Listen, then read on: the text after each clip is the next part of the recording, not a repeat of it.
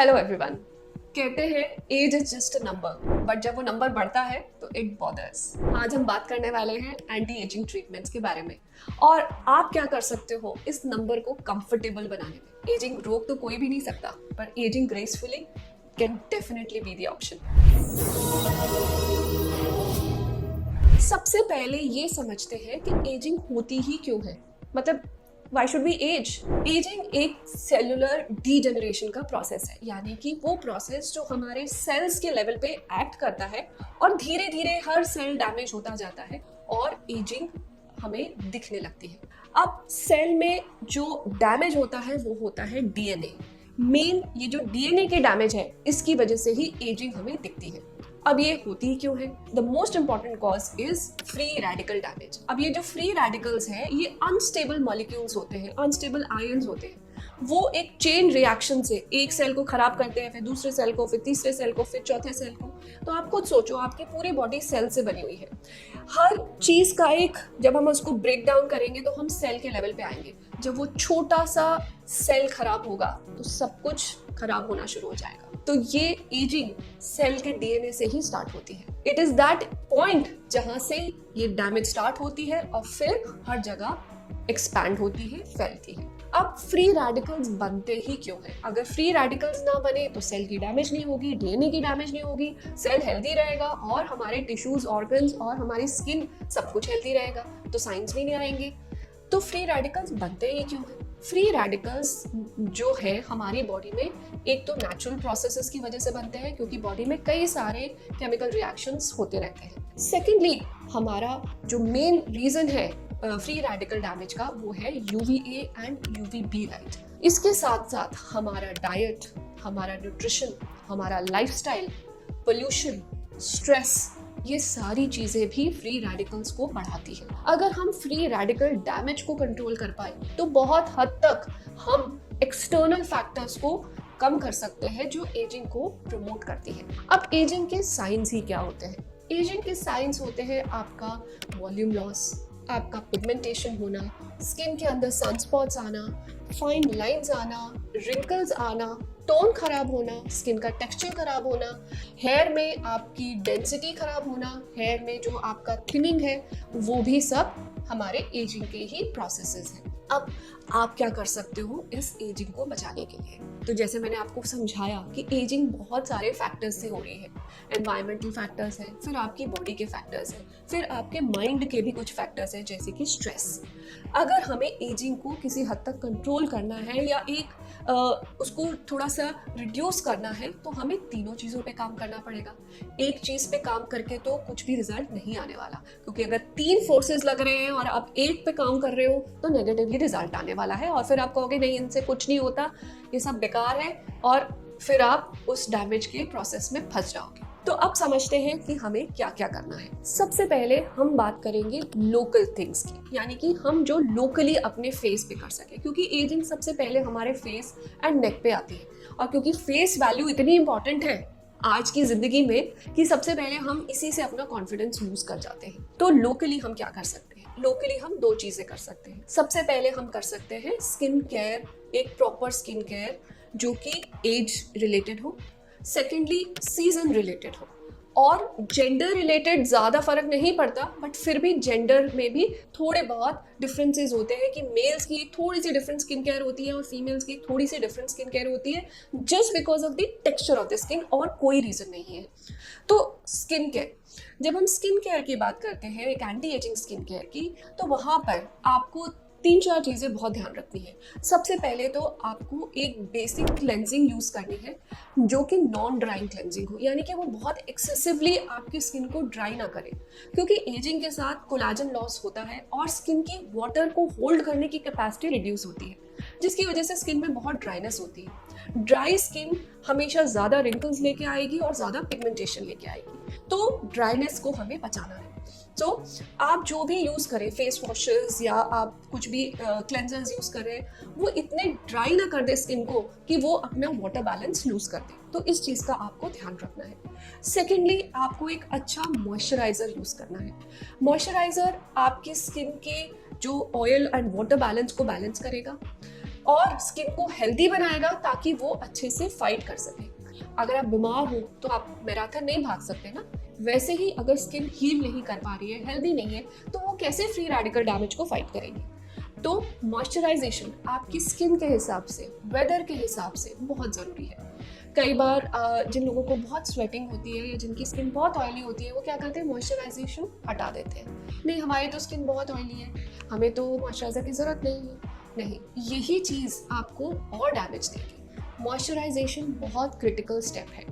फिर हमारा आता है हमारे कुछ एक्टिव्स जो एंटी एजिंग में बहुत हेल्प करते हैं। इसके अंदर जो रेटिनॉइड ग्रुप्स ऑफ ड्रग्स है वो बहुत इंपॉर्टेंट है। आजकल आपने रेटिनॉल्स के बारे में सुना होगा, पर रेटिनॉल्स का पूरा सच मैं एक अलग से वीडियो में बनाऊंगी क्योंकि इसके ऊपर बोलने के लिए बहुत कुछ है। पर आप ये ध्यान रखिए कि सिर्फ प्लेन रेटिनॉल उतना अच्छा काम नहीं करता जितना हमारा रेटिनल काम करता है और रेटिनोइक एसिड काम करता है, क्योंकि ये एक्टिव फॉर्म्स है। इसके ऊपर मैं अलग से डेफिनेटली एक पूरा वीडियो बनाऊंगी एंड आपको पूरा समझाऊंगी कि कैसे इसको यूज करना है। बट इन द नटशेल जब हम ये प्रोडक्ट्स यूज करते हैं तो सेल का टर्नओवर इंक्रीज हो जाता है, यानी कि सेल जल्दी से मल्टीप्लाई होते हैं और एक हेल्दी स्किन को हमारे को देते हैं। तो जरूरी है इनको छोटी क्वांटिटीज में अपने स्किन केयर में इनकॉर्पोरेट करें। तो ये तो बात हो गई कि हमारी स्किन केयर। अभी हम बात कर रहे हैं लोकल ट्रीटमेंट्स, लोकल मेथड, जिसमें फर्स्ट पॉइंट था स्किन केयर। अब सेकेंड पॉइंट यानी कि देखिए, जो भी हम क्रीम्स, मॉइस्चराइजर्स, क्लेंजर्स लगाते हैं वो सरफेस तक ही काम करते हैं और एक्चुअली कहानी होती है नीचे second layer of the skin पे जाने की और उसको रीजनरेट करने की, राइट। अब उसको कैसे रीजनरेट करें? उसको रीजनरेट करने के लिए एंटी एजिंग प्रोसीजर्स में आपको इन्वेस्ट करना चाहिए, क्योंकि वो ही ऐसे प्रोसीजर्स है जो नीचे जाके स्किन के डर्मल लेवल पे जाके उसको सेलुलर टर्नओवर बढ़ाएंगे, ब्लड इंक्रीज करेंगे और जो हमारे फैट पैड्स हैं, जिनकी जो फैट एक्यूमुलेशंस है, फैट पैड्स होते हैं हमारे स्किन में, जब तक वो नेचुरली हेल्दी और सपल रहते हैं तब तक हमारी एजिंग कंट्रोल रहती है। तो ये सारे प्रोसीजर्स इन चीज़ों को, ब्लड सप्लाई को, सेल टर्नओवर को, फैट पैड्स की ब्लड सप्लाई को इंक्रीज करने में बहुत हेल्प करते हैं। जैसे कि केमिकल पील्स, जैसे कि आपके लेजर्स, जैसे pico laser, Q switch lasers, जैसे कि फोटो फेशियल्स, यानी कि जिसमें आईपीएल लाइट्स यूज होती है। ये सारी टेक्निक्स, माइक्रो नीडलिंग्स, चाहे आप पीआरएफ से करो माइक्रो नीडलिंग या मीजोथेरेपी की तरह करो माइक्रो नीडलिंग्स, और आप उसके अंदर पीआरएफ यूज कर सकते हो, जिसके बारे में मेरा एक पूरा अलग से वीडियो है। वो जब हम स्किन के अंदर पेनिट्रेट करते हैं with via injections and micro needlings, वो स्किन को जाके रीजनरेट करने लग जाते हैं। तो ये प्रोसीजर से भागिए नहीं, because this is an answer to the deep science of anti ageing, right. अब हम आते हैं second important pillar of anti ageing, body. अब बॉडी के अंदर भी तो रीजनरेशन चाहिए, क्योंकि वो भी तो डैमेज हमारी स्किन के ऊपर डाल रही है और स्किन तो सबसे बड़ा ऑर्गन है हमारी बॉडी का। तो उस लेवल पे आप क्या कर सकते हैं? सबसे पहले अपने डाइट पे ध्यान रखिए। डाइट में बहुत इंपॉर्टेंट है, जैसे आप एज होते हैं उसमें सप्लीमेंटेशन ऐड करने का। अब बहुत सारे लोग मुझे कहते हैं नहीं हम दवाई नहीं खा सकते। नहीं, सप्लीमेंटेशन दवाई नहीं है। सप्लीमेंटेशन वो चीज़ है जिससे आपको दवाई खाने की ज़रूरत नहीं पड़ेगी, क्योंकि नेचुरल सोर्सेज से हमें वो बॉडी की रिक्वायरमेंट पूरी नहीं हो पा रही है, इसलिए हम उसको सप्लीमेंट कर रहे हैं। तो प्लीज़ ये माइंडसेट गलत है कि वो दवाई है इसलिए हम तो दवाई नहीं खाते। दवाई नहीं है, वो आपकी बॉडी का सोर्स है उस न्यूट्रिशनल चीज़ के लिए जो उसको हेल्प करेगी एंटी एजिंग को फाइट करने में, जैसे कि D3, B12, ओमेगा 3 एंड आपका multivitamins, antioxidants and most importantly protein, because ageing के साथ प्रोटीन ब्रेक डाउन होता ही है और प्रोटीन आपकी सेल का स्ट्रक्चर बनाने में, पूरी बॉडी में बहुत ज़रूरत है प्रोटीन की। कई बार मैंने देखा लोग मुझे आके कहते हैं नहीं प्रोटीन सप्लीमेंट्स की तो प्रोटीन से मोटे हो जाते हैं, प्रोटीन सप्लीमेंट्स तो बेकार है, दे आर अ फैट, ऐसे नहीं लेना चाहिए। But that's a wrong thing. Protein is very very important for your body, सबसे इंपॉर्टेंट प्रोटीन है। तो प्रोटीन को भी आपने नेचुरल, जैसे मैक्रोज है, आपने कार्बोहाइड्रेट्स लिए, फैट्स लिए, उसी रेशियो में प्रोटीन को इंटीग्रेट करना भी ज़रूरी है, स्किन हेल्थ के लिए, हेयर हेल्थ के लिए, ऑर्गन हेल्थ के लिए। तो डाइट एंड न्यूट्रिशन बहुत ज़्यादा ज़रूरी है आपके बॉडी के लेवल। एंड डेफिनेटली एक्सरसाइज का मतलब ये नहीं कि आप 2-2, 4-4 घंटे जिम में लगा दें। No, the newest trends of exercise say कि exercising just 15 minutes a day can give your body a very healthy boost.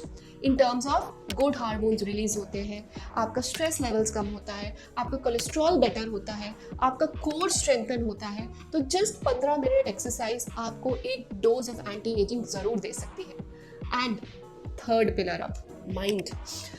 कहते हैं कि body is the workshop of the mind, यानी कि हमारी जो बॉडी है उसमें अगर हमारा माइंड कंट्रोल में है तो सब कुछ ठीक है। स्ट्रेस आज की दुनिया का सबसे बड़ा फैक्टर और सबसे बड़ा हुआ है स्ट्रेस। कोई स्ट्रेस है, छोटे से छोटा बच्चा भी स्ट्रेस है, बड़े से बड़े लोग भी स्ट्रेस है, पर ये स्ट्रेस जो हमारे दिमाग पे होता है हमारी बॉडी की हीलिंग कैपेसिटी को वेवर करता है और फ्री रेडिकल जो बॉडी के प्रोसेसेस में बन रहे हैं वो बढ़ जाते हैं।